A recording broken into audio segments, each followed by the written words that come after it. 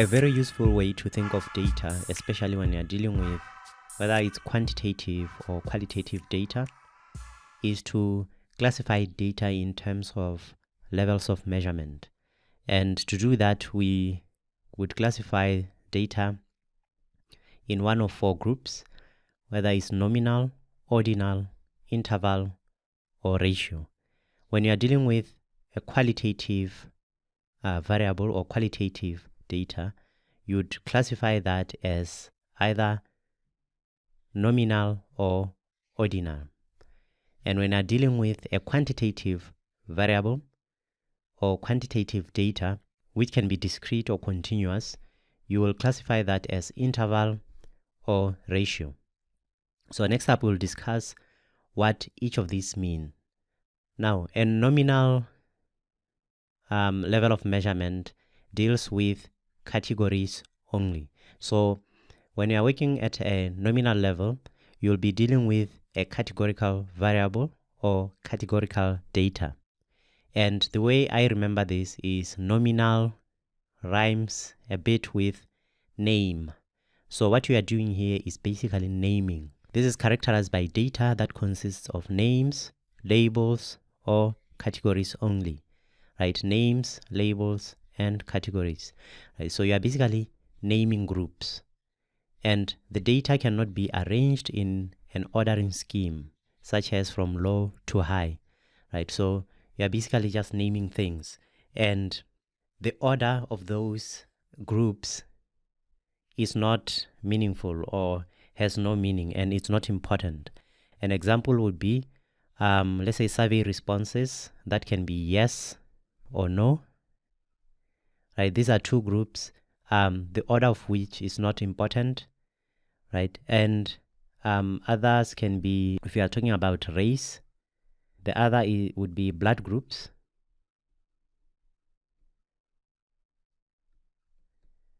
Another example would be, let's say marital status, right? So the order of these groups does not matter. So it's just basically naming, hence nominal. Now, ordinal deals with categories with some order, right? So unlike nominal, here there is some order to those categories. But note that we are still dealing with categorical variables or categorical data. The way I remember ordinal is that there is an order to it. Ordinal rhymes with order, right? There's an order or a rank to it. So this involves data that can be arranged in some order. But the important thing is the differences between data values either cannot be determined or the differences are meaningless, right? Examples, let's say we are grading students in, let's say, statistics, right? Grade A, B, C. There is an order to this grading system, right? But you can't really determine the differences between A and B and between B and C or between A and C. Although the groups themselves have an order to them, the differences between them are not really meaningful. Another example, good example, is when we are grading, let's say, murmurs, right? Heart murmurs or cardiac murmurs. We would grade them as, so these are cardiac murmur. Would grade them as low, medium, and maybe high, right? The order is important, right? Because we know that, okay, low grade it's less severe compared to high grade, but we cannot determine any differences between the groups themselves. Another example is cancer staging. So cancer or stages of cancer, so you can have stage 1, stage 2, stage 3, stage 4, right? The order is important, but the differences between the groups either cannot be determined or the differences are meaningless. So I'm sure you can appreciate now the difference between nominal data and ordinal data. Now, when you're dealing with quantitative or numerical variables or data, that can be, remember, they can be discrete or continuous. You'll be dealing with an interval or a ratio level of measurement. So for interval, we are dealing with data that can be arranged in order, right? So it can be arranged in order, and the difference between any two values is meaningful, right?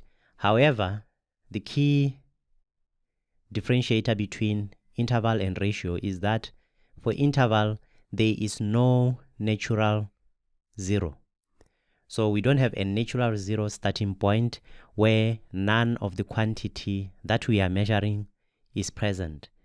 An example of this is time, right? Good example would be time. We can't have, or time, especially in years, does not have any natural starting point, right? Another good example is temperature in degrees Celsius. When you are measuring temperature in degree Celsius, so we are using the Celsius scale, right? We do not have a real or zero starting point, because with this scale, 0 degree Celsius does not mean the absence of heat. This 0 here is not a natural zero starting point where none of the quantity is present, right? So that's the interval level of measurement. The next one is ratio. So in essence, it's like the interval level, but with the additional property that there is also a natural zero starting point, where 0 indicates that none of the quantity that we are measuring or none of the quantity that we are talking about is present. Differences and ratios are meaningful in this case.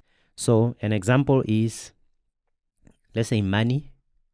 When we are talking about money, can be in dollars, right? $0 means no money, right? Someone with $2 has $3 less than someone with $5, right? And an individual with, let's say, $10 has twice, right? Has twice, 2 times one with $5. Okay, the next example is, let's say you are counting people, right?